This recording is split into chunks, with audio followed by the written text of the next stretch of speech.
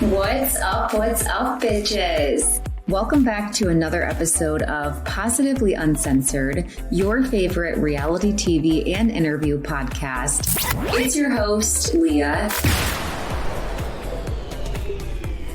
Welcome back to another episode. Love Island is finished and it's left me feeling fatigued and in search of things to cover. So helping me cover things today, I'm going to be bringing a guest on. Her name is Nikki. She has been a faithful attender of all of the live streams I've done on TikTok. She's always interacting with my content, and I thought, how great would it be to be able to hear her thoughts on some of the shows that I know that we are mutually watching. If you happen to tune into the live panel I did on TikTok, Nikki was one of the panelists. So when she hops on in a few minutes, I'm going to give her an opportunity to introduce herself, plug her socials. But first, I'm going to start by introducing some of the shows that we're going to be covering today. So, like I said, Love Island is finished, which means that it's been kind of hard to find something to watch. And if you're looking at my hair, yeah, it's giving mess, okay? And if you've been watching all the old videos of Blake Lively resurface, I feel like Blake, when she does her hair and sprays all that stuff through it, that's what I look like right now. But in reality, I just woke up from a nap, okay? So I just woke up from a nap. The hair is not giving cute, but it is kind of giving Blake Lively, and some people pay money for that. She's a whole mess for a different day. I will definitely be getting into things, but just to say, I never read It Ends With Us. I never had plans to read It Ends With Us. I never had plans to see the movie. Anything that's glorifying domestic violence, you can count me out. But I do think it's important to talk about some of all the controversy surrounding Blake Lively. So on a future episode, I'm going to touch on that. But if you know the Blake Lively, is lore an appropriate word? Write in and let me know. If you know the lore that's going online right now, that was one of the comments. So I'm going to be talking about some documentaries. Like I said, I'm getting into different styles of things, and I've always been a documentary lover. I love true crime, love true stories. I love like survival documentaries. I think there's a show called not Dumb Ways to Die, but there's like a survival show that used to be on YouTube. And so I love all things like that. So I don't know if you caught the series Tiger King, but from the director and producer of Tiger King is a new series, and it's on HBO Max. It's called Chimp Crazy. And me and Nikki are going to be covering the first episode. It's not a series out that you can binge. There's only one episode out. I believe episodes air on Sunday evenings. And I think that because the day that I'm recording this, Sunday, August 25th, there's a new episode coming out tonight, 10:30 Eastern Standard Time. So I'm assuming that the episodes air on Sundays. And like I said, it's from the same producers of the director of Tiger King. And this is basically another series following exotic animal lovers, airing on the extreme side.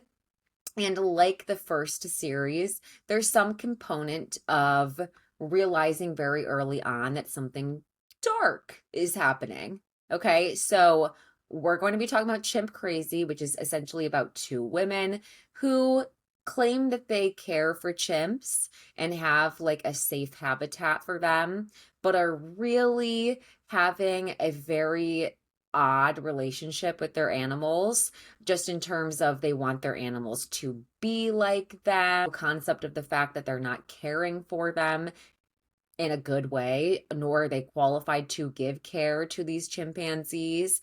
So a lot of stuff they're doing is actually not something you would do if you loved animals. They just don't have the space for it. And as we go through the episode, it kind of seems like there are some components of greed masked as devotion to these animals. So PETA was all over this facility, that Tonya, and what is her name?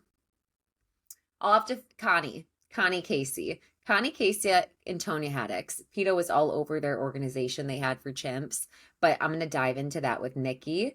We also have a new show coming on, I think September 6th. like the week of September 4th, September 6th is a big week for TV. If I'm not mistaken, the new season of Selling Sunset comes out September 6th, which I will be watching. I can't say that I'm not excited about it because that's an example of a show where I completely forget about the cast members in between seasons. But depending on what the show brings, I'm excited. So Selling Sunset, September 6th.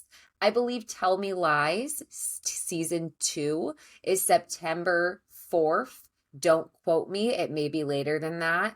And then what else in September? So Tell Me Lies.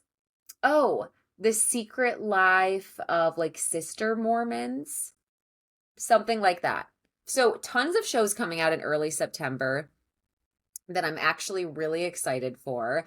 And I know that Nikki will be able to help me like remember the names of these. What else we are going to recap is there is a new show on Netflix. I have only watched episode 1. I wanted to check it out. I told Nikki to see if she wants to check it out. I'll see if she has.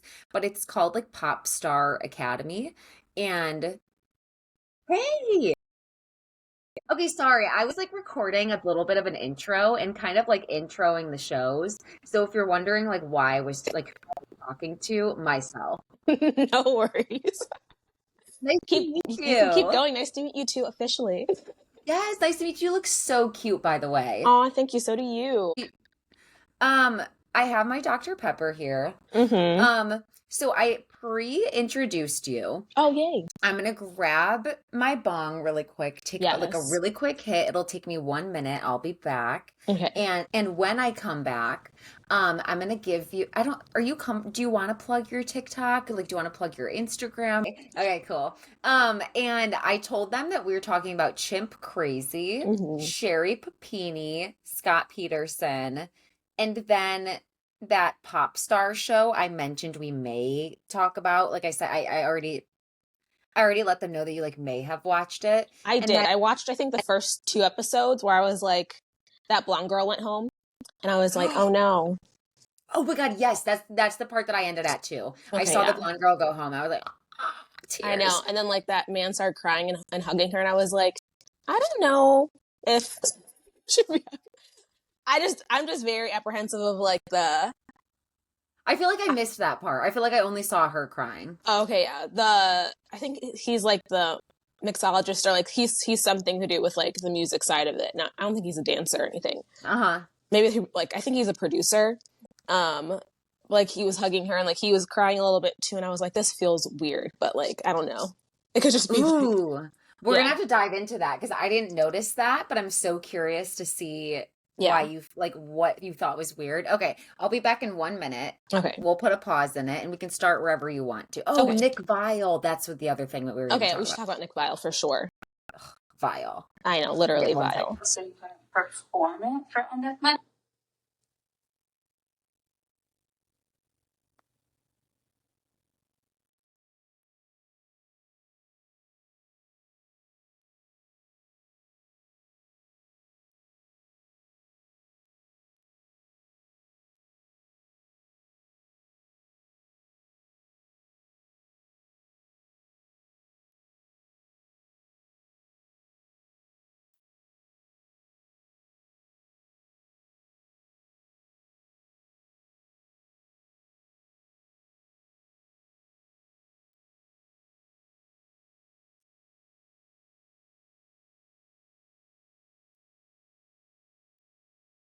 Okay, that's better.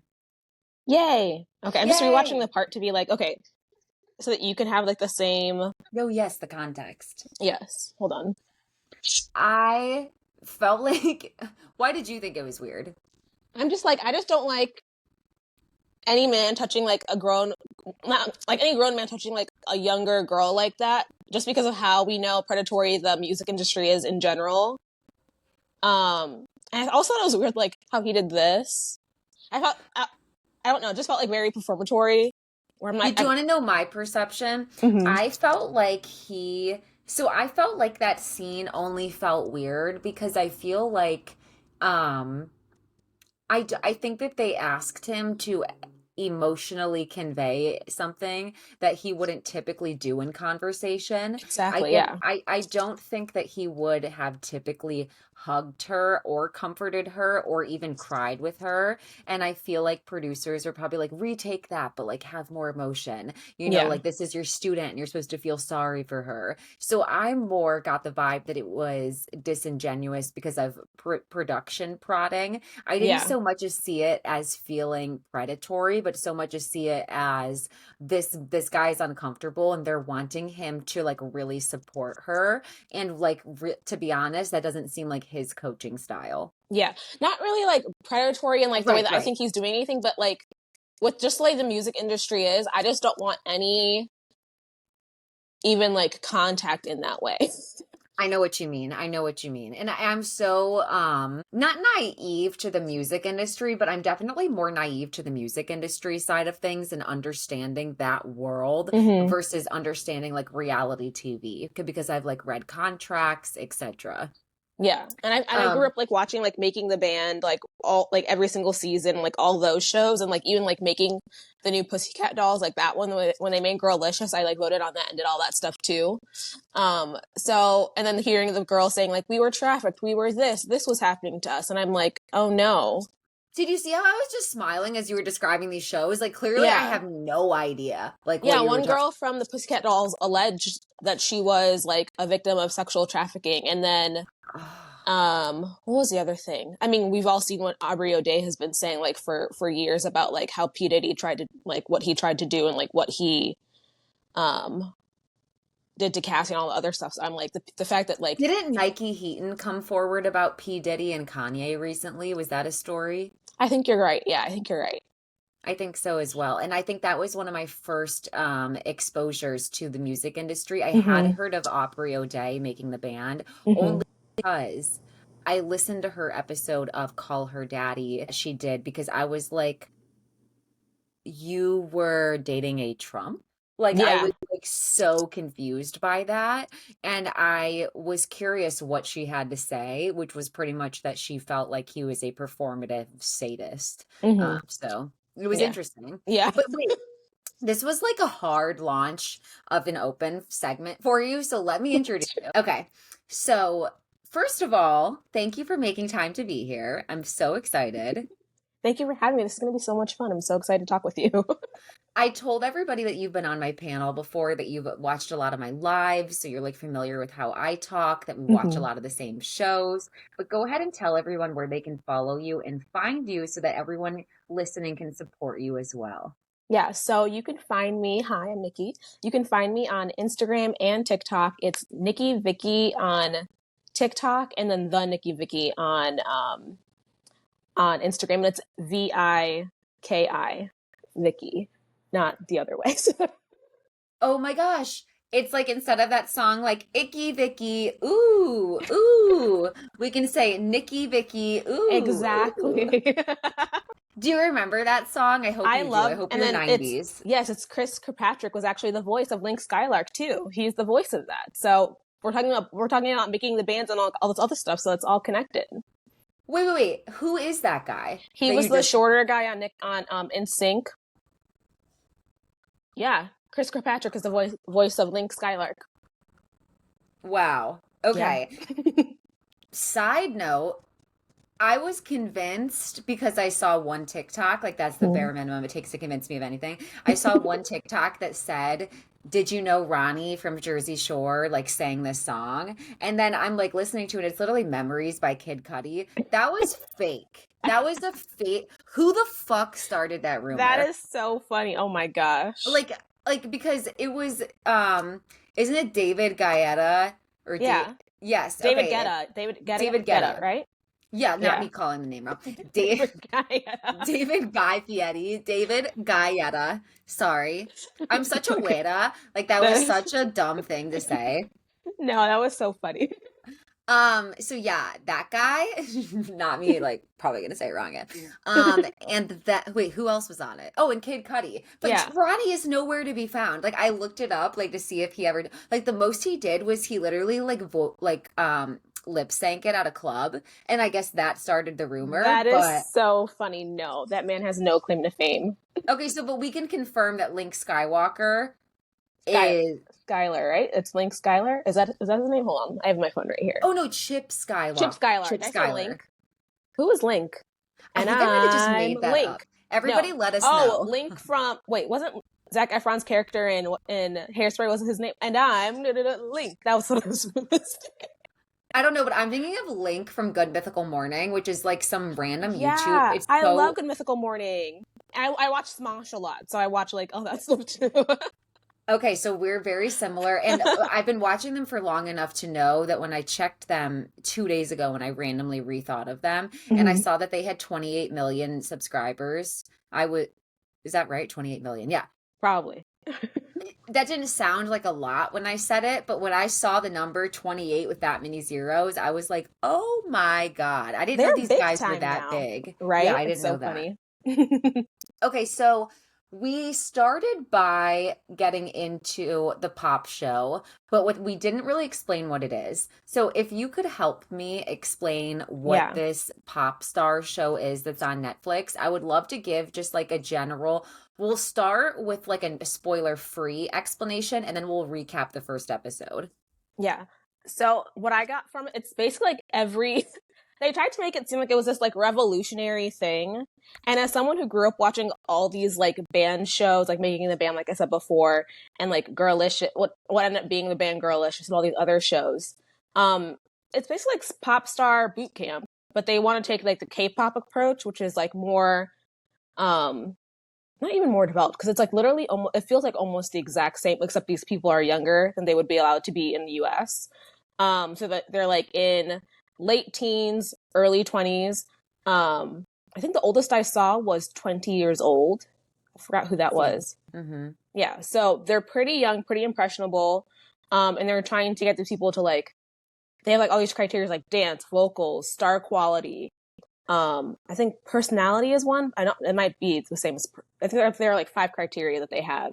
Yes, they want like the it factor, vocals, Yes, dance, everything that you just said. Yes, yes, and so image. so they took these girls. The only thing that's really different is that they took these girls from around the world. So Mm-hmm. it's like Sweden, Brazil, I think maybe Netherlands, like all these people from around the world, Thailand. Thailand, Philippines. Yes. Someone with like Korean heritage as well, and they basically brought them to LA Yes. to work with these people who like a few people said they worked with Britney Spears, Nicki Minaj, all these like female heavy hitters, BTS, and their main tagline that I was like kind of weird, that weirded me out in like a kind of like weird way, which we might discuss later. When they said we want to take the K out of K-pop, and I was like, that's kind of weird. We would call that erasure. You know what I mean? Exactly. Like, I believe that that would be erasure. It's very consumable. Like, I'm like, no, like it's a cultural thing as well. Exactly. Yeah. So first of all, there are a couple of things that are interesting about the show. First of all, thank you for giving a breakdown because that was an excellent summary Thank and you. much more concise than I ever could have got out. That was perfect. So that's a great explanation. I am, as you're speaking and telling everyone what the show is about, the first thing that popped in my mind is something that unsettles me about this show. And I always want to talk about things that catch me off guard, just so that other people are prepared as they go into shows. It caught me off guard that like the ages, as you mentioned, are 16 to 20 being the max, but mostly everybody falls in between 16 to 18.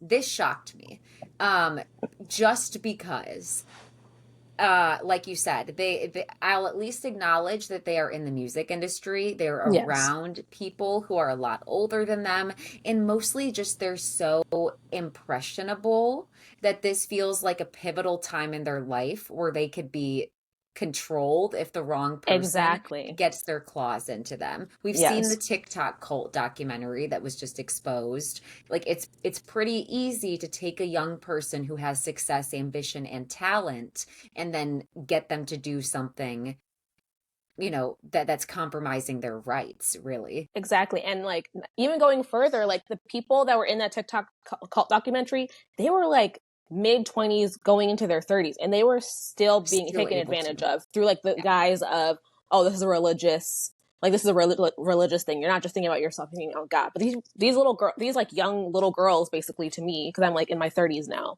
are doing this for, like one girl said, oh, maybe you can be my manager when I get older, or like if I get this job. So like now that's added pressure of her being like, this is me doing this for my family, which a lot of these girls are saying they're going to do for their families. One girl said, not to say like everybody that has, I don't even know how to say it, but like some of these girls are coming from broken homes as well, which leads them to being easier prey in my mind. Like the girl who Yes. said, oh, she was raised in,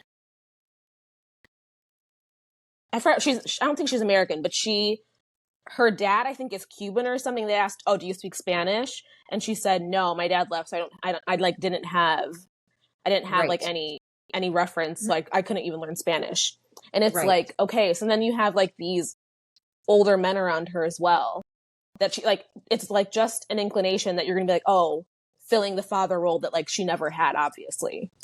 Yes. And even putting someone in a position where they want something so badly, and then Mm-hmm. you are over them with power, it's so easy to not, it's so easy to just,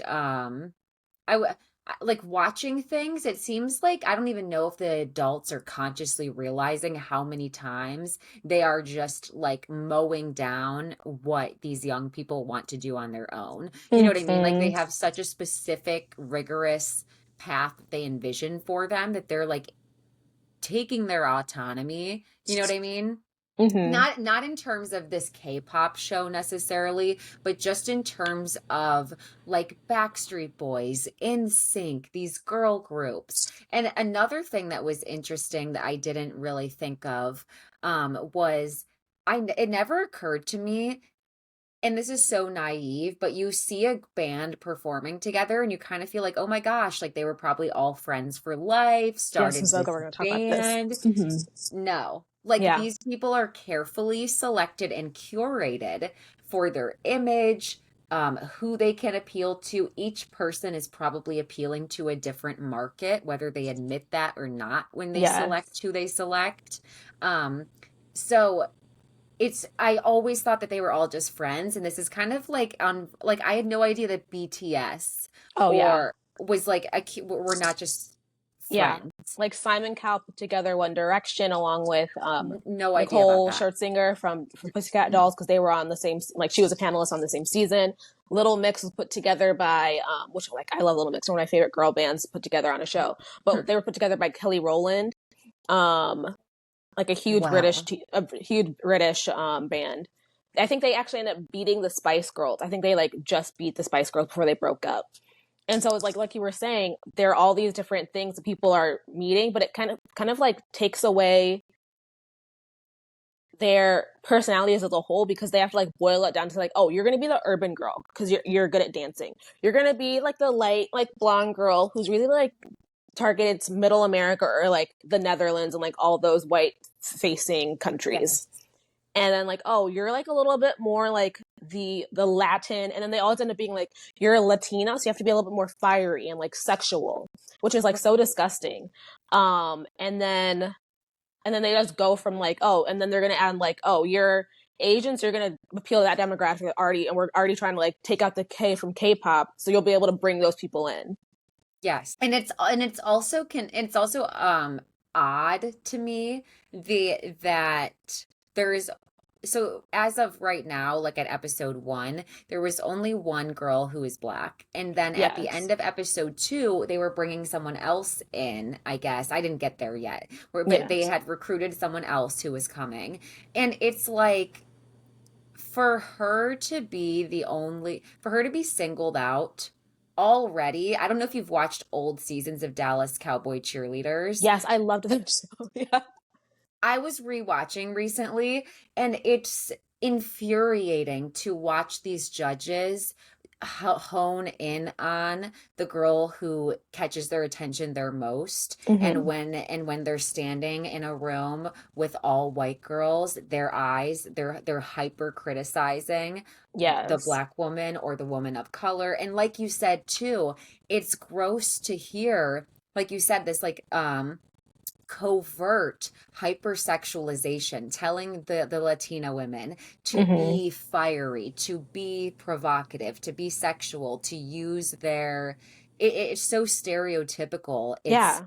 odd to see them force them into these lanes. And like you said, they have the fair skin white girl with blonde eyes and blue hair to appeal to, you know, those European countries and middle America. Mm-hmm. It's Yeah. weird. It is. And like I know we're gonna talk about dance moms later, but it was the same thing that Abby would do to Nia when she'd be like, you should be like, should you be like, Ugh. you're doing hip hop. How is Kendall being not Kendall? It was never Kendall. How is Kaylani? Never Kendall. Never sweet little Kendall. It was always like, why is Kaylani doing better than hip hop at you? Will you play Rosa Parks? I'm not sure. Maybe Kendall should play Rosa Parks. That was wild. But yeah, it's the same thing with like you saying Dallas Cowboy Cheerleaders. I always love Kat. I still love Kat. I love the documentary that they did about it as well. But yeah, it was like the same thing, was always honing on Oh and my being God, like, Kat. see, Yes. yes, Sorry, it took me a second. Love Kat. I tried to love get her on Kat. my podcast actually. Oh, I really resonated with her and enjoyed hearing her story. yeah, I love her so much. I have 2 accounts, followed her on both because I was like, we need to get your numbers up there, babe. Go follow Kat from Dallas Cowboy Yes. Cheerleaders. And if you didn't watch the Netflix special, go watch it. And also what is it? Charlotte. What is their last name? The owner of the team. Oh shoot. And literally I'm in Texas. How am I forgetting? Hold on. DCC. Judge? Charlotte Jones. Jones. Fuck the Jones family. I'm sorry. Fuck It's them. crazy when they were like, that girl's short. It's like, she can't change her height. What are you gonna do? Get her out of she can't be here. She's too short. I'm like, that's She was literally stone cold. crazy. She was like, this is actually the easiest decision you have to make all day because she's short. It's that simple. Tell her you're short. Say, sorry, shorty, go home. like, well, you didn't put that in the guidelines, so that's a little bit weird. It's so stupid. Right, like also maybe just, I don't know, don't get 7 lake houses this year, get 6 and Yeah. just let them hire 35 girls instead of 34. Or like maybe reduce it to 3 lake houses and you pay them a reasonable wage, you idiots. Is it really that hard? Like, Do who's you going to really see the need all Cowboys? You want to 6? see the All 7? cheerleaders. Like, it's ridiculous. But yeah, I will say, when you were saying that there was only one black girl, I didn't notice that. I was going to bring that up too. And it's a black girl who's like kind of ambiguous of like, she's I was probably gonna say mixed. that as She's lighter well. skinned. They did in the second episode, it seems like they're not showing us every single girl. Like, there are more girls than the girls we see the first episode. So there Yeah. are more black girls. They're all still Oh. racially, they Okay. look like lighter. Mhm. Like Kat from DCC's tone, or like even lighter. Right. But yeah. And there are a few more people from the US as well than just what we see. There's the other component is that they are going to be voting. They're going to, like, the public's going to vote on them. That's interesting. So what's Yeah. interesting to find out is that the girls have no idea that they are going to ultimately be going into a competition style TV show. And right now they're just fighting for a spot in this band, but they will eventually be judged like competition style. And what I'm hoping is that they do not hold. We need it. So going back to what we were saying, first of all, go follow Nisha Waters on Instagram. She only has 16.9 thousand followers. Let's get her up. Yeah. Okay, so first of all, like you were saying, they did pick they didn't pick like any dark-skinned black women. I noticed that. Which I'm like, I'm not on a dark-skinned black woman who can sing, but there are a lot of them out there.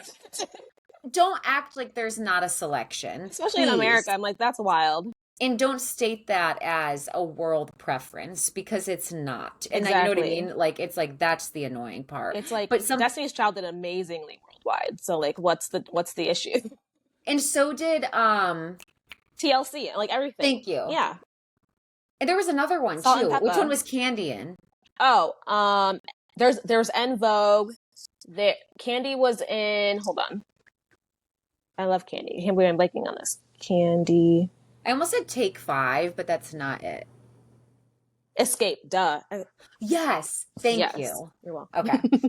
Okay. Okay, so going back to Nisha. So what I'm hoping for the judgment and the competition style is I'm hoping that they're not holding her to like this unrealistic expectation with her performances, because that will enrage me while I watch, and it's very hard to get through. I also want to point out that she speaks English, Portuguese, Spanish, German, and Catalan, and that's 5 languages that she speaks fluently. Yep. She is so impressive, and her dancing is good. Her singing is not. I'm not It's gonna not. Lie. Exactly. It's Yeah. not. It's But not. her dancing is. So for them to even act like she's not outperforming other people, even by episode 2, is already annoying me. It was so strange, like how they put her on the underdog category. When they like didn't put her in dancers, I was like, where is she gonna go then?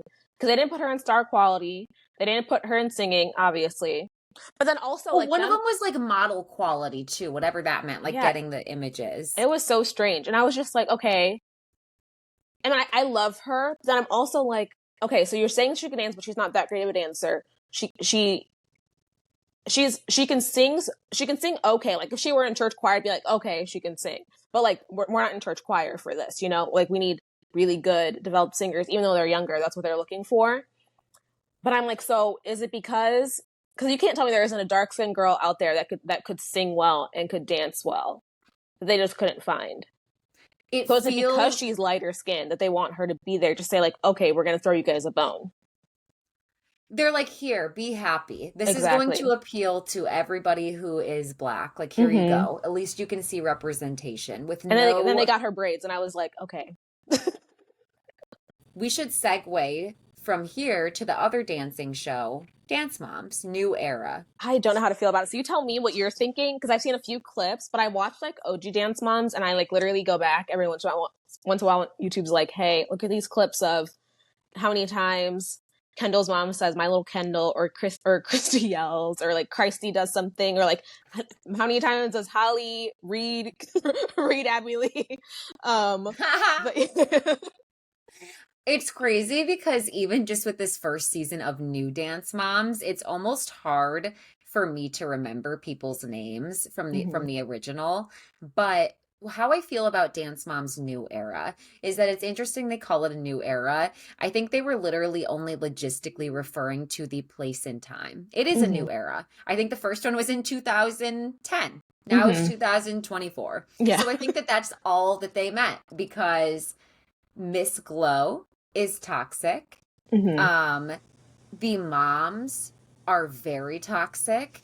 And I think this show will be, I don't want to use the word more damaging because I do think it's very messed up to compare trauma. So help me find the words to say. I think that this show will be just as damaging, if not worse, quicker than Mhm. the first series.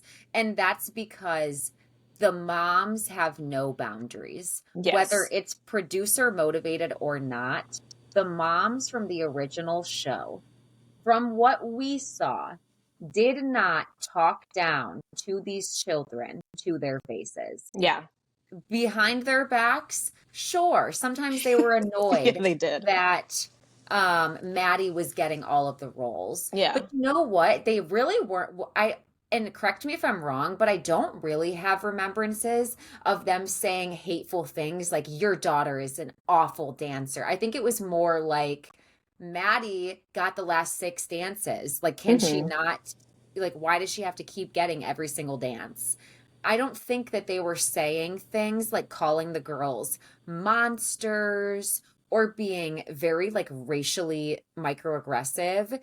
And this season, with how the moms talk directly to the children and then the verbiage behind their backs, knowing that this is online and that these children, a lot of them have already had their own TikToks created by their Wow. moms, they're online. So Mhm. I think very quickly, even if their moms don't permit them to watch the show and hear the horrible comments, people from their schools are going to be talking about this. And I just think the fact that it's trusted adults and friends' houses they're going over is not good.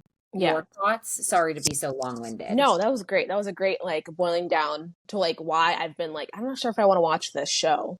Just because sometimes the mom did talk down to the girls with the girls in the rooms, but it was mostly like, if I'm not misremembering, the guest moms that would come in to like take the children's spot, like oh, Brooke and Paige aren't here. I'm gonna like say this, like my daughter can outspin Brooke, my daughter can out like Right. outdance, Out twist Brooke, yes, whatever. I was gonna say out plie like Maddie, or like back jump that they would do all the time. Yes, whatever that's called. Literally, Chloe, like they can beat Chloe, and then like someone would say something to Kendall, and she would cry, obviously, and then Yes. then Kendall's mom would be like, "Don't say that to my daughter," and then they'd run out. Yes. So every once in a while, like they would, but it was like they would apologize or like they'd be shamed and they wouldn't come back. Yes. This season, it's like, okay, so Gina is the girl who comes to compete and take the spot. Okay. And Gina has a daughter named that rhymes with her name. Is it Rena or like Tina? Jing is the mom. Gina is the girl who Okay. comes. So Okay. it's Gina and Jing. And then Mina and Min are another Okay. mother-daughter duo. Okay. Those are the two those are the two Asian girls who are on the team. Yeah. So Gina is the one who is not a member of the studio but was asked to come there to try to be like the lead of the team because their star girl, whose name is Audrey, isn't doing a great job at leading, whatever, in the teacher's words, okay? The thing is... And sorry to interrupt. What are the age ranges of like this new era? So the age ranges are like 7 years old to like either like 13 or 14. Okay, so they want this to go on like the same like trajectory as they want this to be like a long thing to watch these girls grow up again. Okay, that makes sense. The difference is that we watched Maddie from her very, very tiny age of 7 and then she was the lead, even from 7. Okay. Yeah. This is different because the lead of this dance team is Audrey, who is older than some of the girls. So she's 13 or 12. Like Peyton was then. Peyton or Brooke. Okay. And she should have the expectation to treat other people kind, and she's a brat. Oh, okay. She is so entitled, privileged, microaggressive. And granted, of course, they're under a lot of emotions. They're children. They're being filmed while they're doing stressful things. They have producers saying things. Do this, yeah. Right. But so it's the fact that the best dancer in the group, as the teacher deems, is Audrey, when I think the best dancer in the group is the youngest girl, whose name is Mina. I think she is the best dancer. And Gina, when she comes to the studio, the moms call her a monster. The moms say, "You're scaring my daughter." The moms straight up say, like, "I hope Gina doesn't get this part. Like, let's watch her embarrass herself. Like, Gina's not going to be able to do this." They were so hateful that Gina's mother had to defend her so many times. And it felt like they were cutting things because I'm from Ohio, okay? These people are from Virginia. You know what I mean? Granted, different locations, same feel of people. I don't believe for one second that in this room of moms that all of the microaggressions that we heard, that there wasn't worse happening. You know what I mean? They are very much the type of women who would say, "Speak English" to someone who has an accent. That's what they strike me as. So that was like very uncomfortable to see. And also just how heavy the dances were. They danced and learned about stillbirths. They danced and learned about fentanyl overdose. And they're trying to do too much. This is just the first season. It's so crazy because in Dance Moms, it was like, okay, where are the children's gone? Like the last text, like those are all spaced out. They did like lighter stuff too. Like, why are they doing this all in one season? That's so strange. Right. Exactly. And what was the other thing? Oh yeah, the thing with the fentanyl overdose one is they exploited the girl's trauma multiple times during this series. Like, and an example of when they exploited one is in one episode. Miss Glow, who's the dance teacher, like Abby, a dance that Hmm. she wanted to do was to commemorate that she had a stillbirth. Okay, so that is nice. I was on board right there. Okay, Hmm. but Because they then do she happen. They are like, they're not as rare as people think, and it's not a absolutely shameful thing to like it admit. is not But like around absolutely children, I'm not sure if. But then again, if we like destigmatize it early, it's going to be less traumatic absolutely if and when it does happen. Yeah. agreed. Sooner that children are aware of things in a safe way, I'm that didn't bother me. So the Hmm. topic at hand is okay. What they did next was they made the dance a median dance. Okay, so it was like they brought in a median, and the median was there to talk about pain that other people were feeling in the room and stuff. And you know, during everything, I think they found out that Ashland, who is like the short blonde girl who's very bratty during the show, they find out that her cousin passed away from overdose from fentanyl, like Oh, young. So that was sad, and like yeah. watching that. But then we find out that the median asked if anyone in the room had a car accident, and at the time nobody said anything. And then we fast forward like 2 episodes as we're getting ready to do this body bag episode, which is the fentanyl overdose one. And Hmm. this is what was too heavy. Each child's body bag had their own name on it, and they had Ew. to climb into the bag that the morgues use. And it was very much like, like think about seeing your friends die and how you would be feeling and bring that into No, this dance. that's too much. It That's was too too much. it was too heavy. And coupling that with, so they asked about the car crash. 2 episodes later, we find out that Mina, the youngest girl in the group who's 7, she didn't say anything during this. Because she's also a very closed off girl for 7 years old. Like Hmm. she's very closed.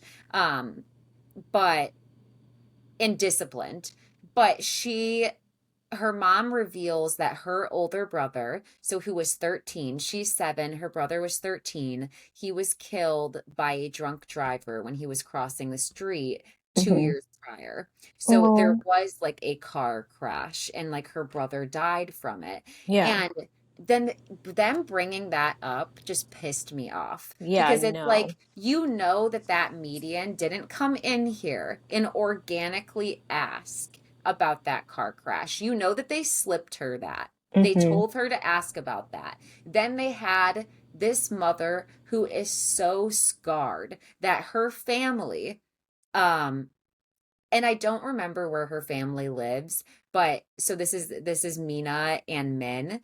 Hmm. Her parents live in another country. She has not told them that her son has passed away yet. So Oh every no. time they call to ask how is Mina, how is her other son's name, she just tells them that he's doing good and then hangs up. Like she has not had the heart to break it to them. So she's very much like, watching them have to talk about this on So sad. camera just for like a moment in this Hmm. series. It was just so uncomfortable. Like I can't convey enough just how unsettled it made me feel. Yeah, and like when you were talking about the children getting in their own body bags, I was thinking like I didn't even know about, obviously because I didn't watch the show, about like Mina and her, like poor Mina and her son who died. Um but like there are so many women who just have miscarriages, who have to like bury their children. And Yes. like just watching your living child get into a body bag, that has to be Mhm. traumatic for the mothers as well. Absolutely. Absolutely. It was just too heavy for me. No, You I know what I don't like mean? that. So I'm not sure how this season is going, how this show is going to go. Um, But I will say there were parts that I really enjoyed. Like I enjoy for watching the girls. Like I Hmm. enjoy, like Mina is adorable. She's absolutely hilarious. She is 7, and one of the older girls was crying in the corner, and her mom, she was like, "I don't feel bad for her. I'm not gonna hug her.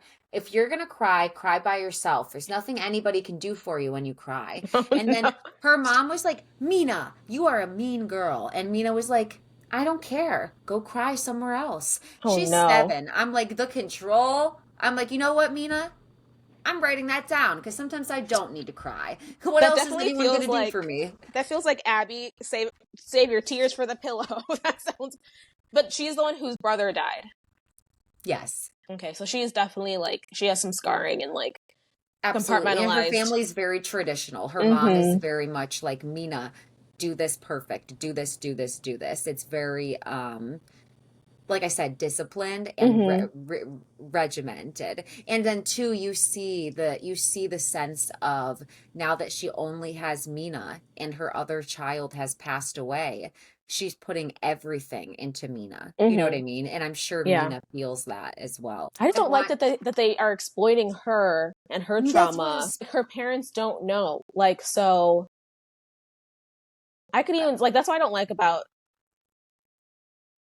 dance moms, like even the beginning in the original one where like they would do things to like I could even imagine them later on like flying out the parents just to have her tell them on camera. and it's like, don't do Don't stuff do like that. that. Like, You don't do don't, like, that. these are children. These are Mm-hmm. children. You know what I mean? And um even in the series at one point, like, this was a funny moment, like, ha ha, but then, like, going back and looking at it, it's like, oh my God, like, this is actually very alarming. Like, Ashland, who I said is blonde and she's kind of bratty, however, she's only like 10. Okay, so she's Okay. young, she's really Mm-hmm. 10, she's really Yeah. short.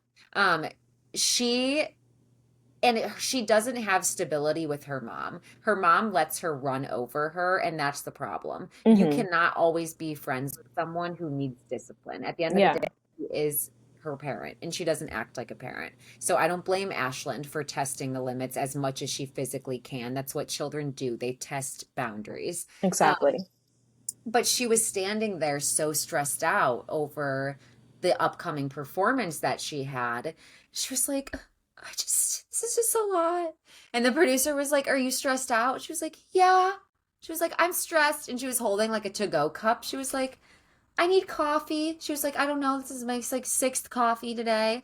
And they're Oh like, are you no. drinking coffee, Ashland? And she was like, no. She was like, it's Coca-Cola, but still. And like, it was like, you could literally physically see the stress of her, though, to literally need caffeine to like get Yeah. through this dance recital. It's sad. It's sad to watch. Yeah. I feel like I saw clips and I loved Mina and her daughter. I don't know why I thought her name. I just thought their names like rhymed for some reason. Maybe because someone else said Gina, and I was like, oh, their daughter. Like I thought, yeah. It's But because Mina's the little girl and then Gina's the other little girl, and so their names rhyme. okay, yeah. So I really loved the clip I saw of them, and I was like, oh, maybe I will watch that because it was like Mina's mom standing up for her. And I was like, you know what? That's really sweet. Sometimes I felt like the moms didn't stand up for their daughters. I feel like they stood up for like what they wanted. Like they thought they deserved. Like I've been here this long, and it's like your daughter's been here this long, not you. um, Yes. but I feel like the difference that I'm hearing from you, and tell me if I'm wrong. I feel like when I first watched Dance Moms, I mean, it was called Dance Moms. So like, yes, I loved seeing the little girls dance, but I loved like the friendship that you could honestly see between the women that like Abby was getting in between them. But it sounds like it's more like, oh, we want to see the girls dance in this one and not really Yes. hear from the moms. The moms are interesting, but they're so problematic. Like, I don't Mm-hmm. know that any of them are friends, and it's very clicky.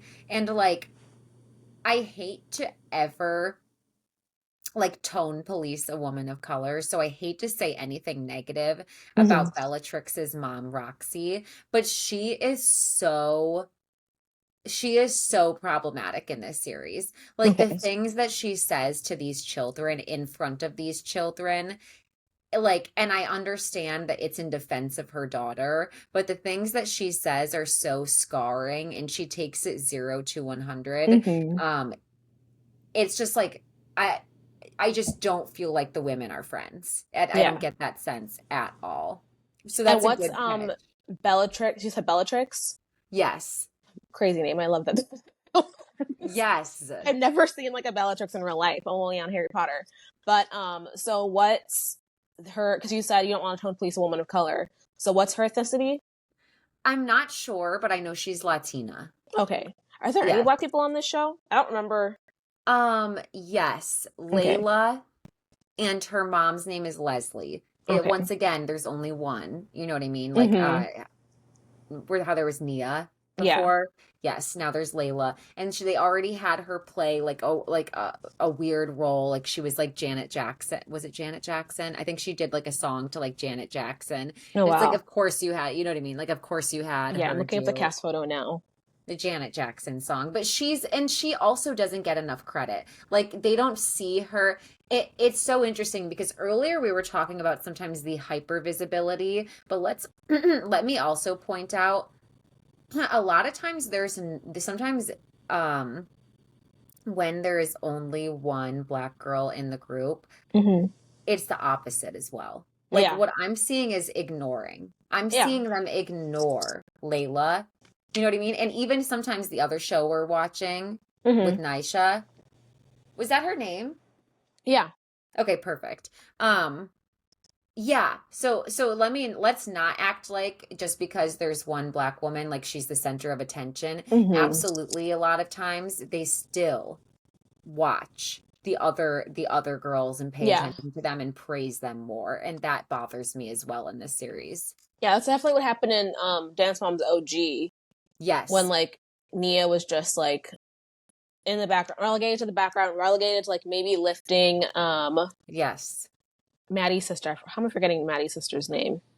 Oh my gosh, I always forget it too. I'm trying to like remember like what her rap name, what her like music name was. Mackenzie, Kenzie. Yes, Maddie Yeah, McKenzie. Yes. yes. So like just lifting her and like and then be like, oh, you're gonna do hip hop, oh, you're gonna do this, or you're gonna dance to Rosa Parks or Right. all this other stuff. But yeah, Right. So that part of the series. So basically what I'm saying is production hasn't changed at all. It's mm-hmm. clearly the same producers of Dance Moms. We know that Abby Lee Miller has come out and talked about how producers made her do the pyramid, how that was their idea. They Mm-hmm. are still doing the pyramid at the bottom of the pyramid. They still have that in this series now. Mm-hmm. Um so yeah, it's a mess. It's a mess. And Yeah, I don't know if I'll be able to watch. Like I said, I watch because the children are endearing and like I'm rooting for them. But I don't know how many seasons I can get through if they're just genuinely traumatizing these children because yeah, I I can't feel like complacent in watching it. exactly. And like the one thing I am glad because you said there are like multiple people of like AAPI. Like I love that there's more like representation in that sense because I definitely feel Yes. like with everything that went on like in early 2020 and all this stuff going on, I love that there are these little girls and like maybe little boys too who are going to be like, oh, I can dance or like I can do this. I don't just have to like do what my parents want. I can do this. I can do that. I can like get more into the arts, you know. So like just to, even if Yes. it's not for like a job, just to express myself um Yes. in like an outward expressive way. So I love that they have like more representations on this show because I feel They like do definitely they have more yeah representation on there the wasn't show. in I know I don't think there was in the original Dance Mom. It's like maybe I'm trying to remember what Asia's mom was. Remember Asia? She was like the little Hmm. girl. She was like she had to end up having her own spin-off show. Oh, see, I stopped watching as like new people Mm-hmm. came in. Do you know what I Yeah. mean? Yeah. Like there were a couple of girls who I didn't know as well. I almost want to say one was Kaylani. Like I don't know Kaylani that well. Oh yeah. She's not. Yeah. I didn't end up like. I mean. Yeah. Was that her name? Yeah. Kaylani. Okay, yes. Yes, like I watched mostly when they were younger. You know what I Okay. mean? Yeah. Yes. But this show definitely has more diversity with the cast because like I believe there are two Asian moms, two Latina moms. I think maybe even three I Latina love moms. that. Yeah. Yes. Um, then there's Layla, who's black, and Mm-hmm. then yeah, so the white girls, like there's not that many. So it's, you know what I mean? Like there is a Okay. lot more diversity. And this Yes. is Virginia. I wonder if that's like indicative. It can't be indicative of like the overall like demographics of the state, right? It can't be. And are people saying that they've lived there their whole lives, or they moved to Virginia in order to be like That we haven't uncovered. It Okay. seems like it's kind of like early days of Dance Moms, though, where all of these girls truly went to the studio, Studio Blue. But wouldn't they But be friends though? They would at least like be friendlier. well, the girls are friendly, but their moms aren't. Like, that's another thing that's sad. The girls do not want their moms fighting, and Mm-hmm. watching them get so anxious over something they can't control is sad. Oh, and Miss Glow punishes the girls a lot more than Abby did. At least it feels like. Maybe I need to go back. But Mm-hmm. Miss Glow punishes the girls for their mom's behavior. Like, if your Okay. mom does something out of pocket, straight up, you're not getting a solo. Like, it doesn't matter if you were the best dancer in class this week. If your mom does something out of pocket, you don't get a solo. That is And so it's like, interesting. I think that's different than before. Mm-hmm. I mean, Abby Okay, did do that, but I feel like the moms, because they actually had been there so long, they knew when to push. That's why I'm asking, like, if they were actually there that long, or if this was just like a ragtag it team. could totally be like we were saying with how I never realized that the pop bands were Mm-hmm. created just by like Yeah. casting. They Yeah. probably casted. You know what I mean? Just like this, they probably really cast for like most of the Real Housewives shows Yeah, they now. do. Like Yeah. old, they probably didn't like Real Mm-hmm. Housewives of Atlanta, but now they're probably casting and having people move. That's why I wasn't surprised when they were like Jessel moved for Real I Housewives of know. New I was York. like, you know what? I'm like, You who do it, Jessel. cares? Literally, I was like, she is a she's like one of my favorites. Me too. I'm like, well, so what? Who cares? And Who so cares? what? She can afford to move. That says a lot. And her husband is so funny with his like food reviews. I followed him too. And I make it a rule to like almost never follow their significant others because I'm like the weirdo girls who like DM to get with them. I follow Janae from Love Island. I don't follow Kenny. Even though I have like That's hilarious. I follow Kenny, and Kenny follows me back, but only on Twitter. He follows that's me so back. funny, yeah. And I was trying so hard to get my interview by way of Kenny. And then Mm-hmm. I'm like, I'm not gonna DM him. But I've always made sure every message talks about him and Janae and how much I Mm-hmm. love them. Oh, Huge. good. Yeah, that's awesome. Yes, yes. Okay, I'm starting to get my headache coming back a little. So Oh I no. want to wrap up by talking about Nick Vile Mm-hmm. briefly. Let's just give like a couple of thoughts because I did a lot of TikToks. We can talk briefly about what you thought about Nicole on that episode and sort of what you think now. Yeah. So I didn't watch the full episode because like I'm not gonna give him or her the views. I watched the clips that were on TikTok.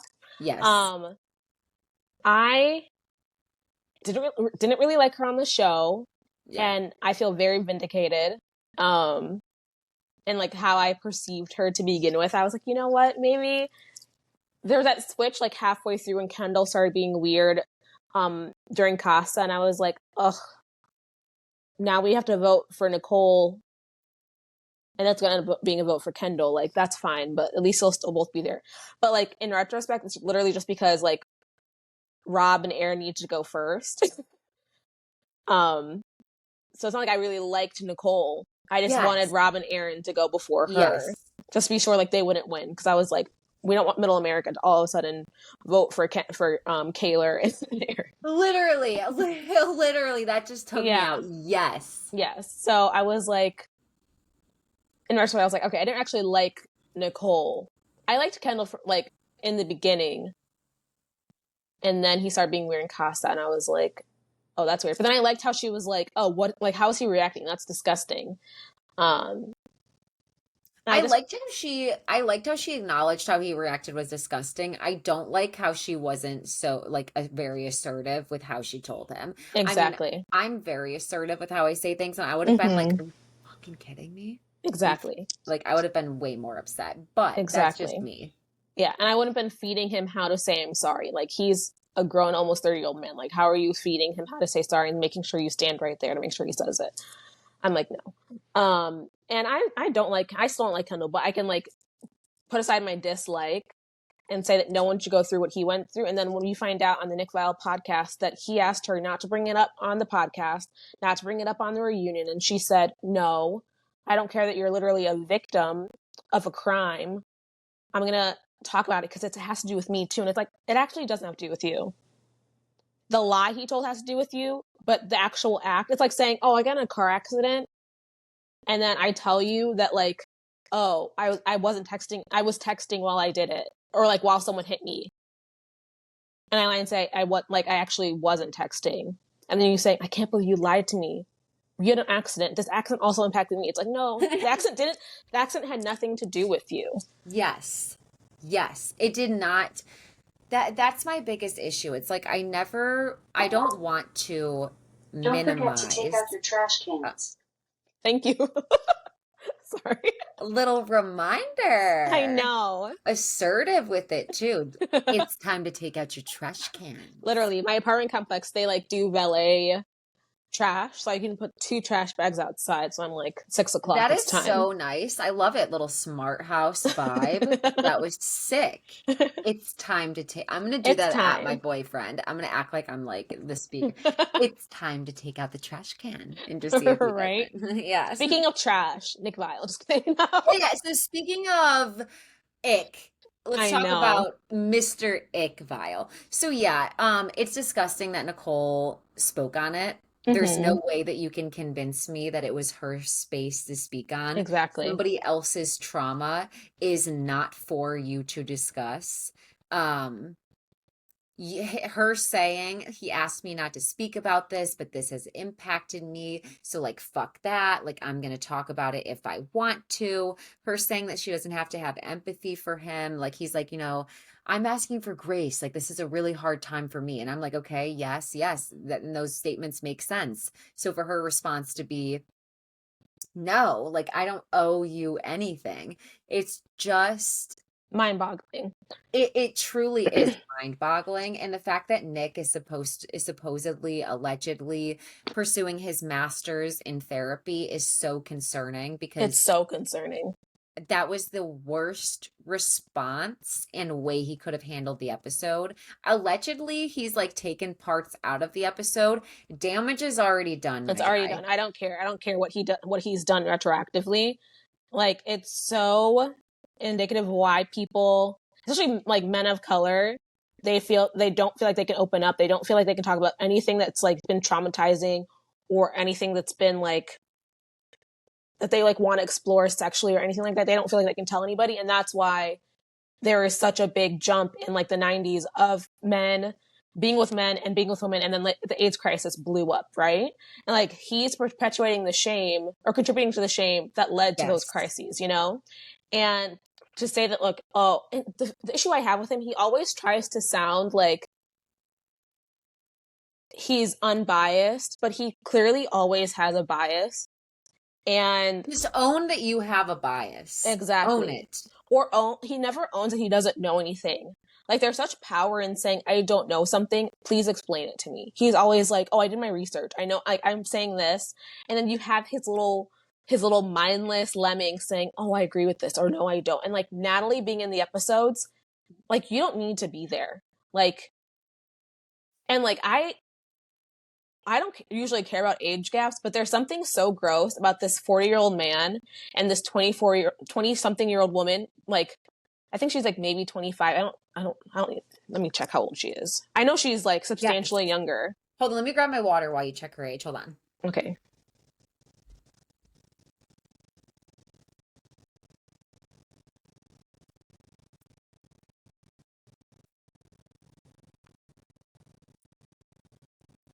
Correct me if I'm wrong too, but like I swear when Nick Vile met her, she was like in her residency for surgery or something.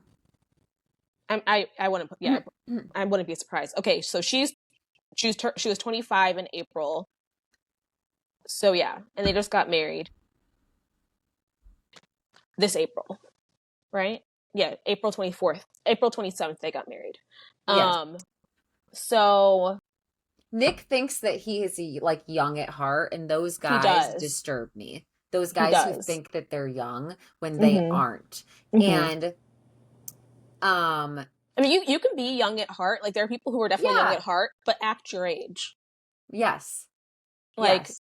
don't act like he's like, oh, I've done all this living on like TV. I know, like, I've been the Bachelor, I've been hated, I've been loved. So like I can understand both lanes. And it's like, no, you're still coming at a lens where From a like white man, from a as a white white man's man. lens.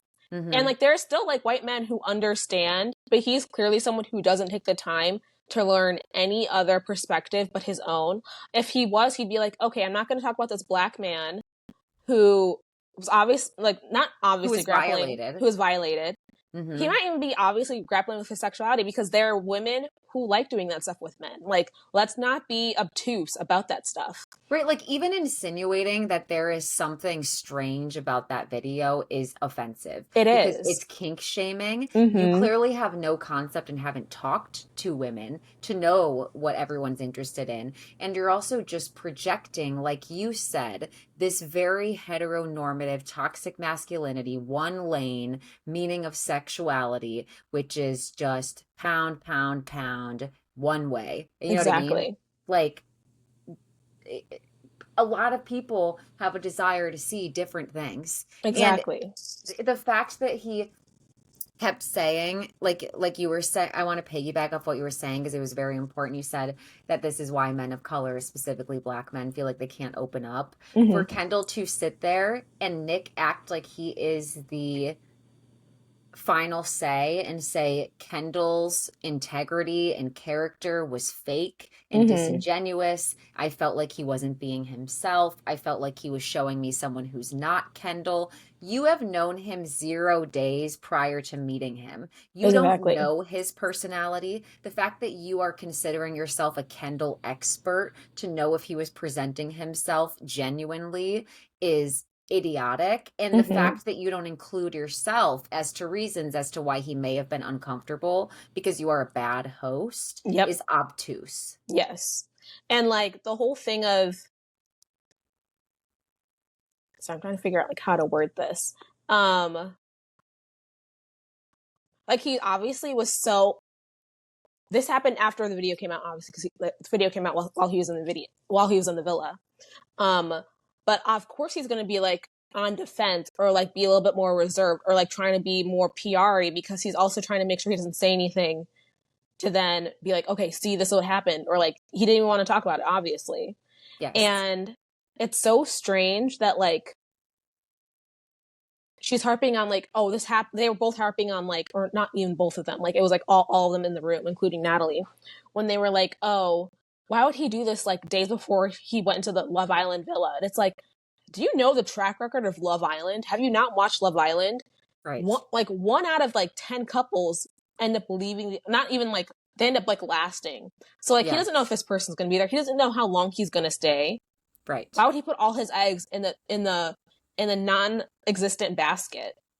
And she didn't need to tell people that she wouldn't send a picture on a dating app. You're not necessary. You know what I mean? Exactly. Like, and she and then also them treating Kendall's trauma and what happened to him as a conversation starter for each of them to weigh in with what they think happened. And Nicole say, if you want to know what I think happened, I think that he sent that to someone he was dating prior and that they exposed it because they saw him on the show. First of all, it's gross Mm-hmm. assuming that. And then to follow up with, she said, I almost wish it had been someone he trusted that did this to him is very sadistic It because is. that is such an added layer of rewiring your brain to understand if someone ever valued you that once did. And it's such a, what is it called? A betrayal. Mm-hmm.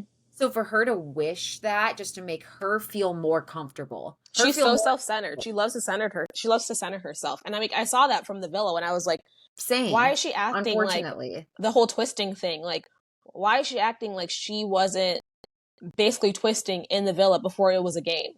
Mm-hmm. And Mm-hmm. then getting mad. And then when Janae approached her, she hates being confronted by women of color. That's definitely She what I've does. noticed. When, Yes. and it's especially like darker skinned women, because when Janae was like, hey, like, At why the are you like reunion.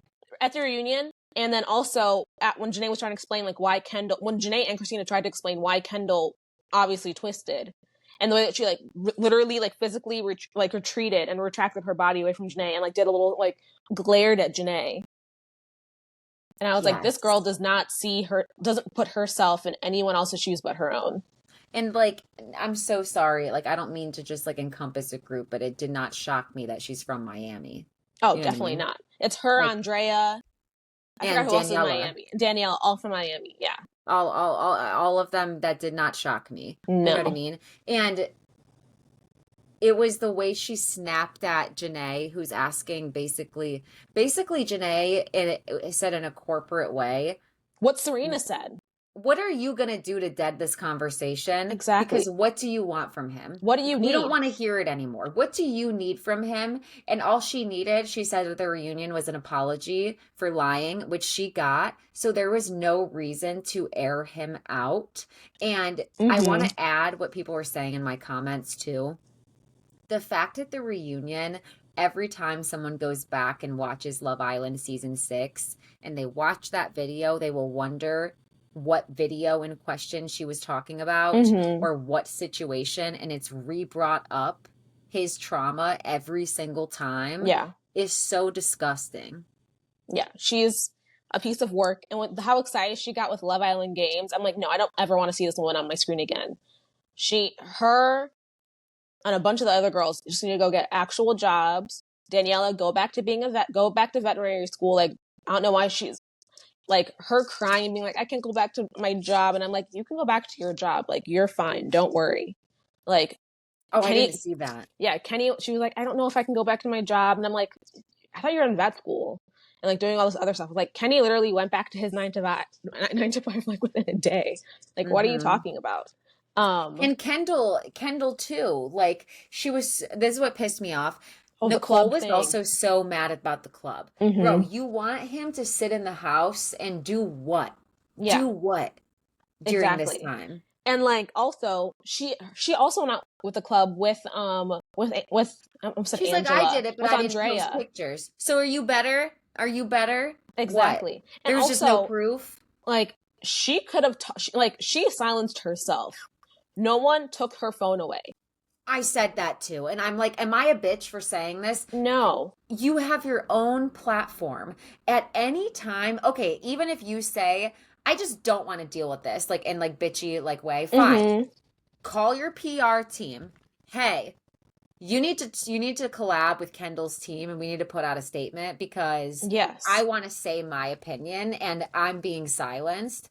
But to be honest, Ken and you tell me if you agree, Nicole knew that there was no nice way to say what she was thinking because it is in fact bitchy. And now Yes. she's upset and she said it was a lose-lose for her anyways. That's because your reasons are bitchy. Yes.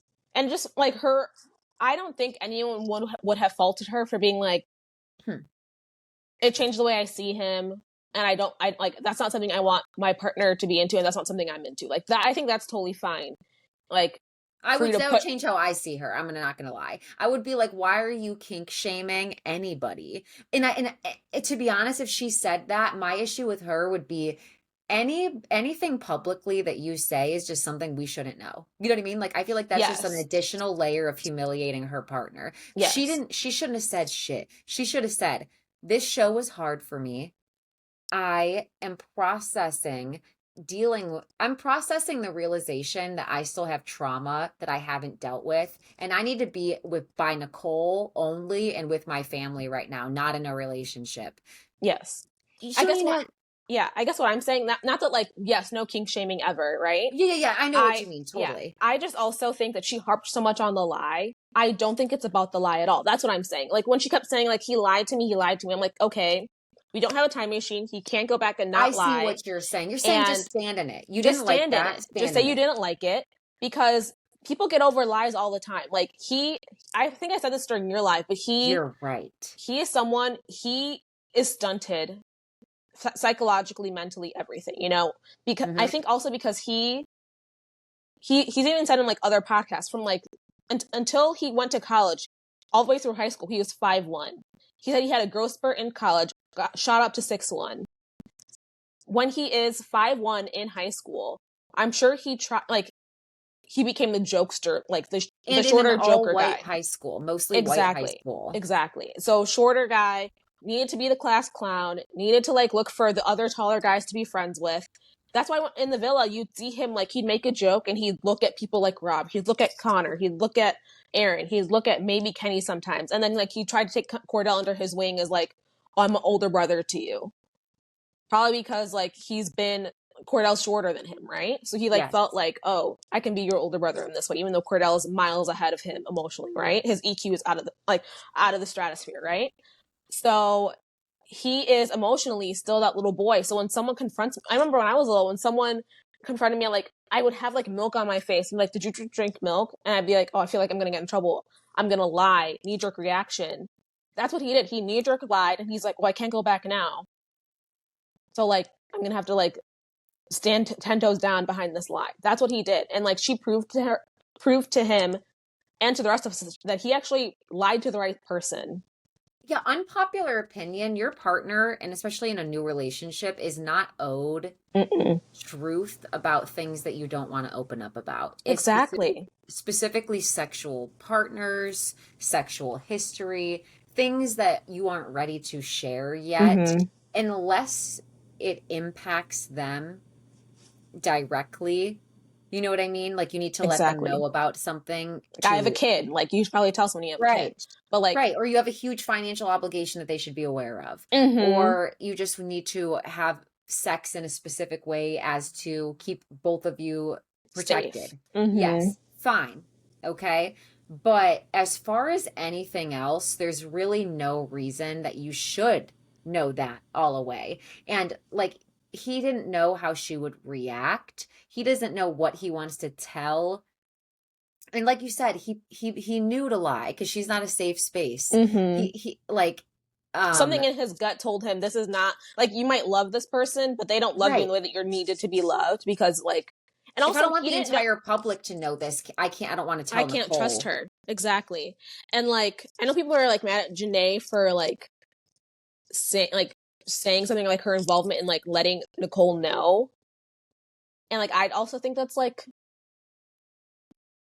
I think Nicole is like, not Nicole, I think Janae is a girl's girl, like not to a fault, but like she's like, you need to know, because she's also friends with Kendall. She said like Kendall's one of her best friends now. So I'm like, she's probably thinking, just in my mind of like how I see Janae, is they can't be like a true couple unless they both know at least a little bit of the truth.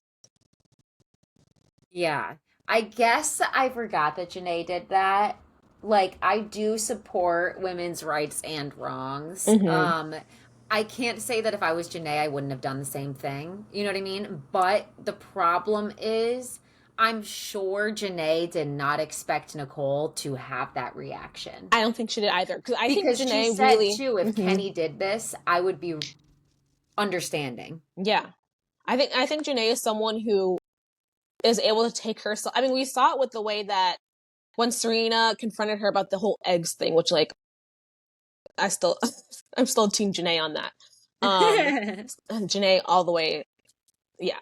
But when she was like, oh, I didn't even think about that, I can see why you'd be upset with me. Like Nicole would have been like, you're stupid, blah, blah, blah. I can't believe you would think that. Janae's like, I could see why that would hurt you. And I'm going to try to like think of you how you would want me to think of you, not like demeaning or devaluing her like own experience, but also trying to say like, I understand like how your experience is different than mine. And Nicole's just not someone who would do that.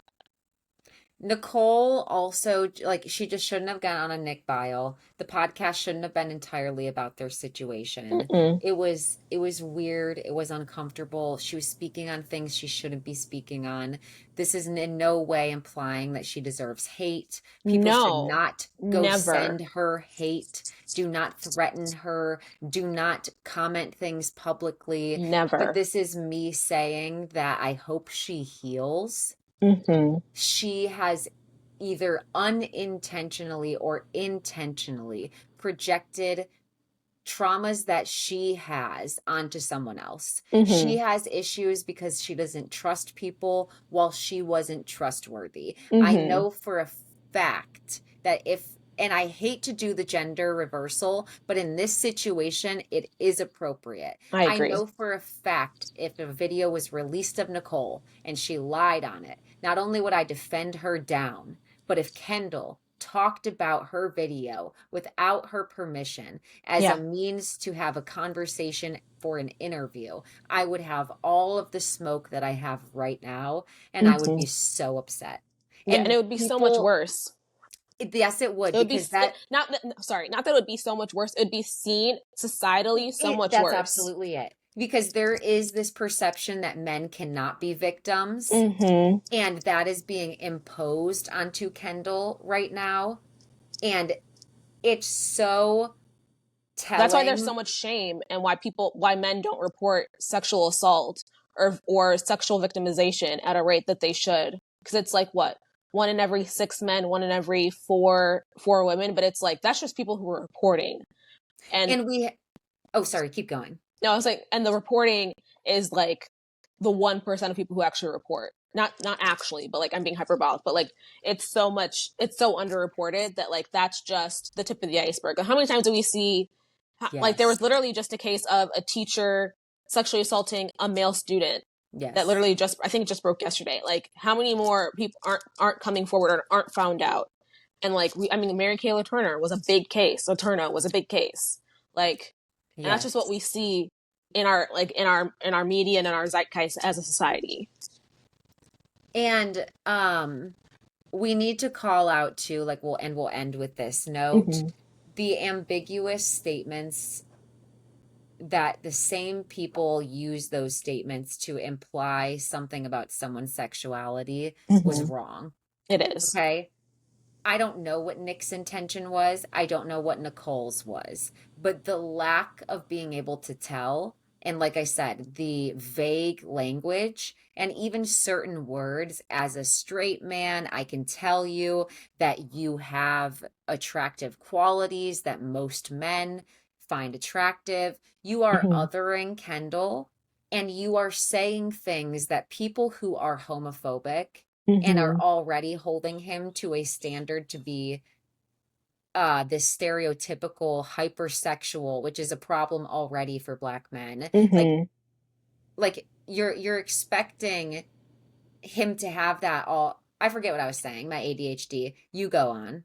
No, I think I kind of get what you're saying. Like, sorry, I also have ADHD, and No, I didn't. I like looked at my curtain and noticed that the sun was on it, and I was like, "That's a weird shape." And then I just like, oh, No, I kind of get what you're trying to say. Like, the fact that they used kind of lingo to have the viewership infer that because as a straight man, it's like, are you yes, implying that Kendall's not a straight man? And like, also, why are you putting this lens of like, as a male or like in this male gaze, like you're perfect or you're this, like by saying that like, oh, it has nothing to do with you. It's obviously is his issue. It's not even her issue. It literally had nothing to do with her whatsoever. She right. tried to center herself in a conversation that was not about her. And I'm sure that's something that she does a lot. And people don't tell her about herself because when people try to tell her about herself, she shuts down and tries to act like she's a victim or that she's the wrong party. And so, no, I'm sure she has not a lot of friends, or the friends that she does have, they're all superficial friendships. I also And want that's to why she see the can't people talk. she used to date too, because I still like, I almost somewhat can't believe in my mind that she dated ugly guys. Remember she No. said, Mm-hmm. I can't see that from her Yeah, at all. I mean, Like, I'm sure Reddit did something. like, Nicole. oh, Love. and we need to call out too. Nicole, you're anti-black. You give anti-black Oh, because 100%. here's the thing. Miguel is just it may be more ambiguous than Kendall is. Mm-hmm. However, he is more in his blackness, and she wasn't attracted to Miguel or Cordell because Mm-hmm. of those things, and because Kendall had to assimilate into a very white area around Mm-hmm. white people and make white people comfortable. She felt ultra comfortable around Yeah. him. Yes, she definitely. And I was thinking this for a while. I can't really see, and I couldn't really see her liking Kendall that much because their personalities are like not different, but they just don't feel like they would jive enough. Star Wars isn't enough for me to call you guys similar. No, like Okay? I'm so nerdy. I love Star Wars. It's like everybody loves Star Wars, babe. Like That's when people say, Babe. I'm so nerdy. I love Harry Potter. It's like, everyone loves Harry Potter. And Like, like, babe, tell the truth. Do you really love Star Wars? Show me your room. Because like I would say something like, "Oh, I love literally, cars" about a guy, literally. and Let me I go get my don't. Harry Potter one really quickly. Yeah, yeah. Like, okay, sure. Wild. But, and part of me feels like people came out of the villa and were like, Nicole, Kendall really likes Nicole, which I think he definitely did, because just Me too. how he projects himself, I'm sure he thought, this beautiful woman liking me just proves how masculine I am. She keeps choosing me. That's another thing she kept saying too. She implied that he put on this masculine presentation of himself for on camera that he didn't have behind camera. She said that on the Vile Files with no acknowledgement that, of course, on camera, as a black man, he already knows that people are expecting him to be very macho, very masculine. You know what I mean? So is it really that surprising to you, Nicole, that he's dealing with this sort of identity Exactly. issue? Like, no. And I will also say, he didn't even present as like hyper masculine. No, Like he he didn't. was very like, not saying hyper masculine people can't be funny, but he was goofy. He was very affectionate. He wasn't like, and he was affectionate not only with the women but the men. So that like they were like friends. Like you could see that they were actually like, he cared, and like his advice was sometimes trash, but like that's just people's advice is like, doesn't matter the gender, they're like trash sometimes, you know. The only time he was wrong is when he got in Serena's face. That was Oh, an example of 100%. the toxic masculinity, okay? 100%, yes. And the hyping all the boys. Like, he's the Yes, that was guy terrible. who tries to be the cool guy in the group so much so that he's an asshole sometimes. Yes. And that's what I also contribute to the fact that like he had that late in life growth spurt Yes. where like he is still looking for that male validation above the female validation, which is what also, and I don't usually say male or female or like females. So like Same, just, either. yeah. So just like the female validation versus the male validation. And that's what also Serena brought up during the Kiki Palmer podcast when she was like, I thought Kendall and I were friends, but turns out he was Cordell's friend and I was the girlfriend. And That I was was a like, you know painful what? That's also realization. a great like discussion to have. Like, Yes. your guys' friends aren't your friends, even if like you were like, you meet at the same time, because wherever they put the premium is what's going to happen. That's why all those like that trend like 2 years ago or a year ago where there was like, I think it was about 2 years ago now, where like the girls would call the guys' friends like, can you tell me where my boyfriend is? And like 9 times out of 10, the friends of the boyfriends would lie. Same thing with the girls, because the loyalty is to whatever friendship is stronger. Oh, hell yeah. So like that makes sense to me. But I didn't like what he did to Serena. Like it makes sense, but like there's like, also integrity in general. You presented the thing is that most guys' friends, you know that you don't really have that with them. Okay, like there's not this camaraderie, dapping you up, hugging you. Oh, I'm so glad to see you. You don't really feel as special. You just feel like this, like the package, like the plus one. Okay, like, oh, like barely acknowledged. Yeah. Kendall acknowledged them, hung out with them.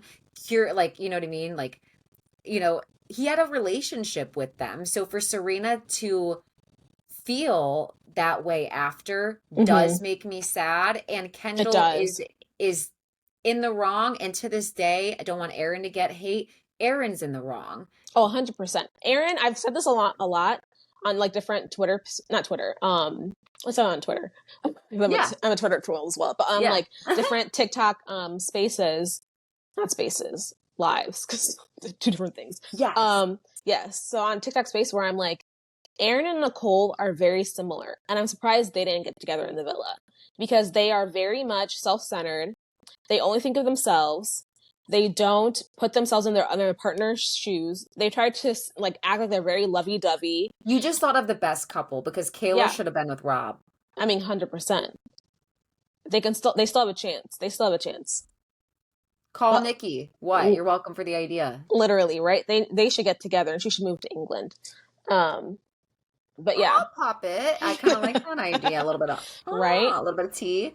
But unless, God forbid, they put Nicole and Aaron on Love Island. I actually want Aaron to get with someone who's emotionally. I actually want to see Aaron grow, heal, and become a better person. I hope that he's not going for the next Harry Jousey, because I remember feeling bad for Harry Jousey for a while and his mental health.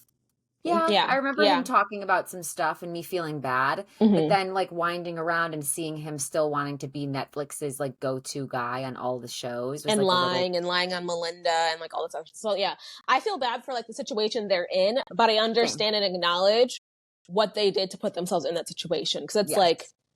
they can only make you say so much stuff. Like you're in your 20s, you're almost 30, and they can't like. I mean, with AI, I guess they can make you say whatever they want you to say now, unless No, like. like that's what's crazy is I Hmm. used to say that I'd be like they can't make you sit, and then I read the contract and it was like and not for Love Island but for a different show, but it was like you give us permission to Dub your voice. yes. Yeah, and like that's the other. Into like they literally use the word you give them permission to like to like defame you, but you can't Yes, sue for it was defamation. Love Is Blind because it was that girl who sued and actually won her case, right? Hmm.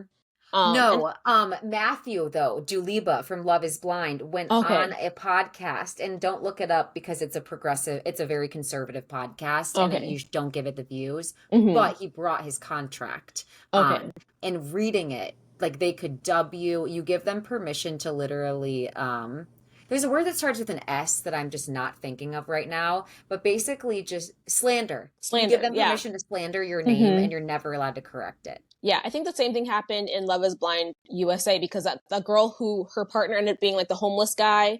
He had it was like the last season. Was it Renee Poche? Yes, and she ended up winning her case if I'm not mistaken. Yes. Yes, because Yes. They they said paid her out such a small amount, but it's still the fact that she won. People cannot discredit how big of a exactly. That's deal why I it think is. we're so close. If like Nene and Bethany Frankel hadn't basically folded on the whole like unionizing the reality stars, I think like we're so much closer to that because even growing up, I would watch like Big Brother live feeds, which Big Brother is still on. But like they would literally cut people out of scenes to make it seem like the person had gone and been evicted by that time. But it was like the person was in that scene. That was scene was like 3 weeks in the past, but now they're making it seem like it's this season, this episode, or this week. The movie magic is crazy that It's they can do. crazy. Wait, just to say, because I could go for so much longer, but my Hmm. boyfriend's about to get home from golf. So let's Yay! wrap because Yes. he always walks in like an elephant, like so loud with no like concept of things, and he'll just be in the background of this, and everyone will be like, "What the fuck was that?" And I'll be like, "A burglar." No, just kidding. Help. But let's wrap. I'm so Hmm. excited we got to talk. I Me want to bring too. you back on sometime. Tell everyone one more time where to follow and find you, and thank you for like talking about all of this stuff with me and Of making time in your course. Sunday. I'm so appreciative. Of course. Thank you for having me on. Thanks everybody for watching. Again, my Instagram is the Nikki Vicky. I mean and then NIKEVIKI. TikTok is just Nikki Vicky. And yeah, be sure to follow this podcast as well. Follow me, follow Nikki, follow us both, and stay tuned for more content. We didn't get to Chimp Crazy, but go watch it. New Oh my episode comes gosh, on tonight. that's Watch crazy. it. Yes, I watched the first episode and I was like, oh my gosh, I feel so conflicted. Conflicted. So get ready. Trigger warning, Yes. animal neglect. Yeah.